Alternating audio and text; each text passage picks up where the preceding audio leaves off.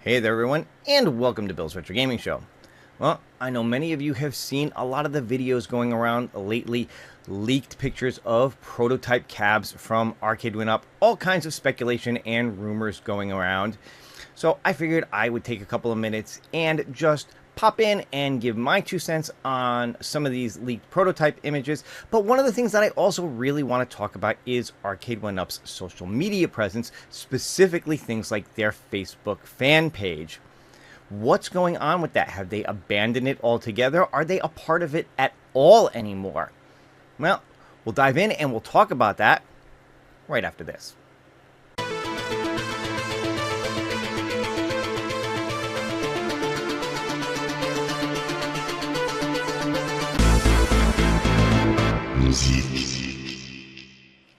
Alright everyone, as always, thank you so much for tuning into this video. If this is your first time on the channel, or if you haven't done it yet, go ahead and click that subscription button. Click the notification bell if you want to be notified every time I put up a new video. Give this one a thumbs up and leave a comment below if you want to be part of the conversation. So, like a lot of you, I've been watching a lot of these videos lately of leaked photos of prototypes and different machines that Arcade1up was developing, thinking about developing, R&D stage, whatever they turned out to be. And I found a lot of them pretty fascinating and interesting, and I want to touch base on them really quick with you guys and kind of point it back to something that happened towards the end of last year. Let's just take a quick look at what we've seen. All right, and we'll start off here, and this, of course, is 19K Fox. He was one of the first that I saw a video on showing off one of these leaked prototype photos, and interestingly enough, this one happens to be the 720 arcade machine. Of course, another recent video was this one by Michael B. the Game Genie, who not only had a picture of that same 720 cab, but several others, including some interesting ones like Paperboy, Spy Hunter, Smash TV, and a very strange Tetris Qbert hybrid.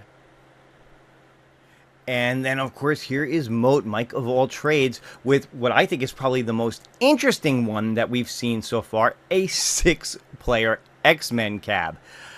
Man, this thing is humongous, but how amazing would this have been? Of course, if any of you happen to miss any of those videos, I will have links in the description to this one on how you can go check them out yourself. But my guess is that many of you who are watching my video have already seen a lot of these anyway. But what I wanted to do is just take a couple of quick minutes, because I think a lot has been talked about these already. I don't think there's that much more really to say, but I just want to say just a couple of things for myself real quick on these. First off, a lot of you know that back towards the end of last year, September, October, sometime around there, that a list leaked out from somewhere in Arcade1up, though I think we all know who actually leaked that list by this point, on some potential cabs, some ideas, some things that they had which were supposed to come out this year. Now, interestingly enough, cabs like 720 and Smash TV were on that list, and now here we are, we see prototypes of what those could have potentially looked like. I have to say, the 721 really surprised me, because on that list, I know I made a video on it, on that list, that was the one that I thought had no chance of ever coming out, and that's one of the few ones that we actually see that a prototype was made to potentially get that out there. Of course, there have been some other talk lately of Excel cabs like Star Wars and Big Blue and whatever. I believe it was 19K Fox even talked about these on his video as well, some of which were also on that list as well, leading a lot of credibility to what that list was at the time. Now, at this point, I think many of us are of the opinion that that list is pretty much dead in the water, and we're never going to see any of those, or certainly not most of the ones that are on that were on that list. However, it is very interesting to see some of these prototypes get made for some of those. Now, my guess is that those prototypes were probably made well in advance of this list coming out. I highly doubt that that list was leaked and then they went and decided to make a 720 prototype. My guess is that it was already made, and that's why it was on that list as a potential to come to market. Now, here's the thing about these prototypes, at least from my perspective and my point of view. for those of you who have seen those, for those of you who are maybe thinking, well, this looks cool, maybe these are things that Arcade1up will eventually actually come out with, I gotta say, I hate to burst your bubble on that, because, and I could be completely wrong about this, and at some point I hope they do prove me wrong on some of these, but when we see these prototypes, if they haven't come out by now, or if there's no hint of them coming out by now, odds are they're not going to. Like I said, you look at something like 720, and then in September of last year, we get a list with 720 on that. That machine was not made after the list came out. That was made before, probably well before that list came out. So if they haven't done anything with it by now, almost a year later, the odds quickly diminish of it actually ever coming out. And then you look at some of those other ones, like the Smash TV, like the Paperboy, all in cabs with risers. They definitely look like somebody took a cab that was already there and put new artwork on it, mocked it up to make it look like what that cab could potentially have been. Because I think at this point, you know, we've all pretty much seen that Arcade1up is not releasing cabs with risers on them anymore. They're all in this new deluxe format. So anything you see in those photos that is on a riser well predates the idea of these deluxe cabs, which go back to the beginning of last year, which puts them probably even further back than that. So while, you know, that it's unfortunate, I think that some of these will probably never see the light of day.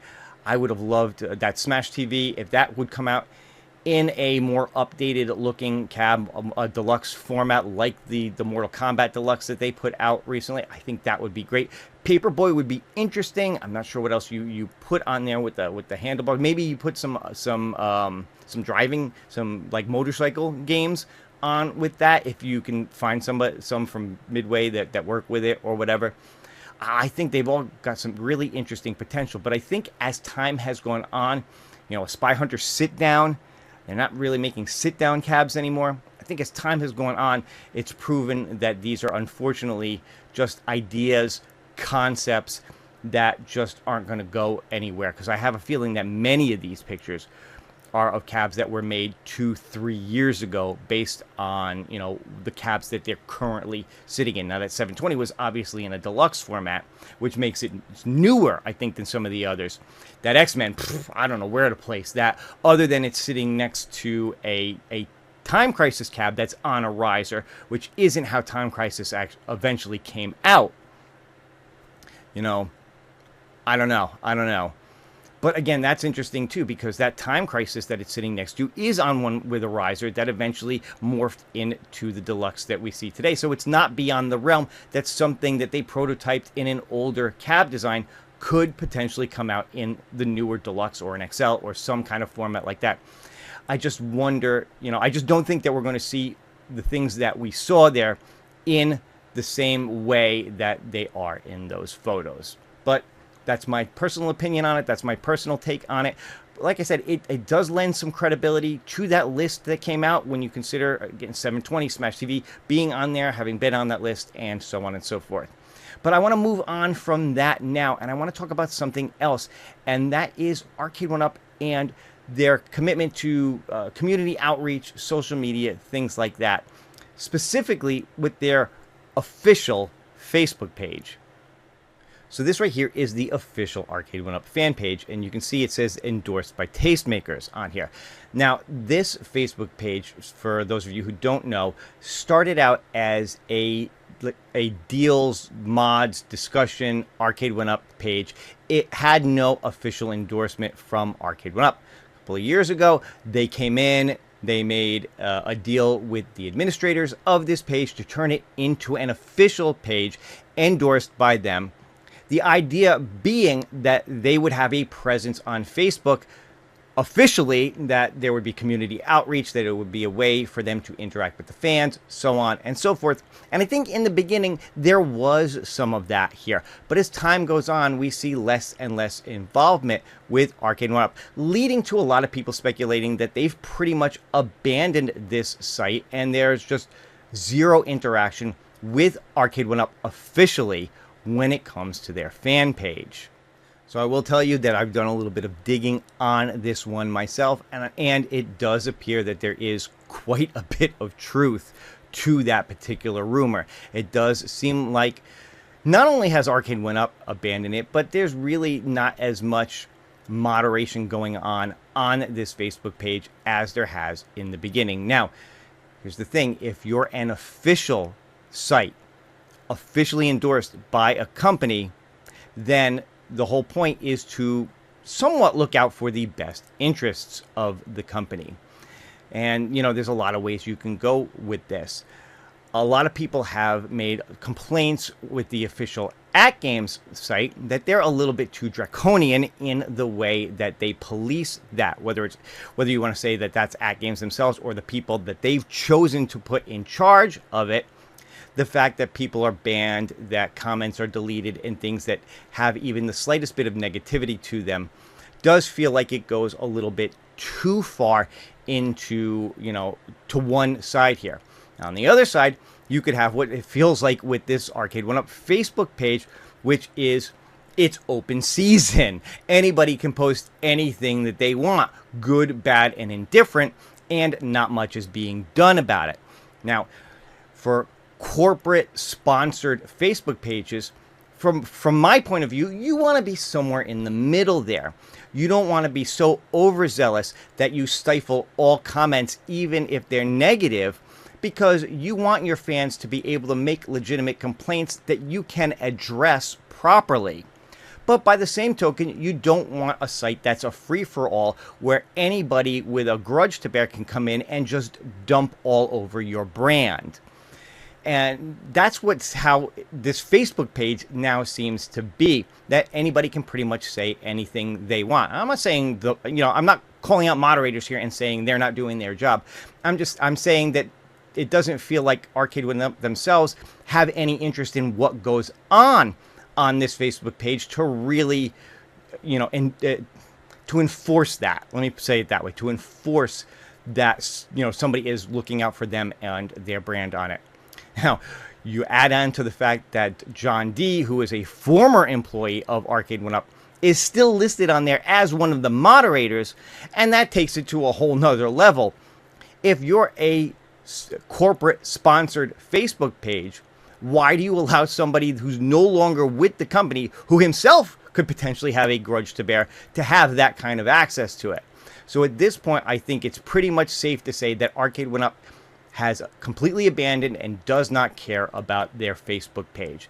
And like I said, from the little bit of digging that I've done, it does seem to corroborate that that is in fact the case. So now we have to ask the question, why have they abandoned their Facebook page? And there could be a couple of reasons for this. I will tell you that I do have a pretty good idea of the reason behind it, but I'm going to throw a couple out there and let you guys decide for yourself. Now, I've seen a lot of videos and people talking and speculating on a lot of this, and many people feel that maybe they've just decided that Facebook doesn't meet their demographic anymore. If they're trying to go after a younger age group, many younger people, quite frankly, just don't use Facebook anymore. That's why you will see posts from them on Instagram. That's why you will see weird videos from them on TikTok, because they're trying to reach out to a younger demographic, as opposed to things like Facebook or Twitter, X, whatever you want to call it, things of that nature. Now, the other side to this is, again, there has been a lot of rumors and speculations that Arcade1up themselves as a company is not doing very well, that there are some financial issues going on behind the scenes. And perhaps that with what is going on, they've basically been told to keep their mouths shut. That one of the reasons why we're not hearing a lot of stuff from them is because with whatever is going on behind the scenes financially, they can't say anything until they're given the okay and go ahead and it's the appropriate time. So to interact with a Facebook group or something where people are asking questions, where people are looking for information that they are just not at liberty to talk about at the moment, doesn't make a lot of sense. So you might as well just leave it alone and focus on whatever you need to focus on to move the company forward. Again, whatever that looks like. A lot of speculation that they are looking to be bought out, and they want to try to look as profitable as possible in order to make that happen. So there's that as well. But, let me know what you guys think. What do you think of the Facebook page? Are you on it? Are you interested in it? Are you okay with it the way it is now? Would you rather see more interaction from Arcade1up, even if that means that they're going to police it a little bit more than is happening right now? Or, like I said, are you just okay with it for what it is? Do you think Arcade1up is in trouble financially and maybe this is getting towards the end for them? Or do you think that they're just holding on to some things bigger and better for later on in this year and we're going to see them come back stronger? Again, let me know your thoughts in the comments below. And of course, we've all seen those prototypes. I talked about them a little bit in the beginning of the video. What do you think of those? What do you think of these leaked photos? At this point, is there a purpose to them being leaked, or is somebody just putting them out there just for the heck of it? You let me know your thoughts below. That's going to do it for this video. I hope you guys enjoyed it. If you did, please go ahead and give me a thumbs up. Leave those comments, and of course, if you haven't subscribed to the channel yet, go ahead and do that as well. That's going to do it for now. I hope you guys have a great rest of your day, and whatever you're doing, and go enjoy your games. Take care.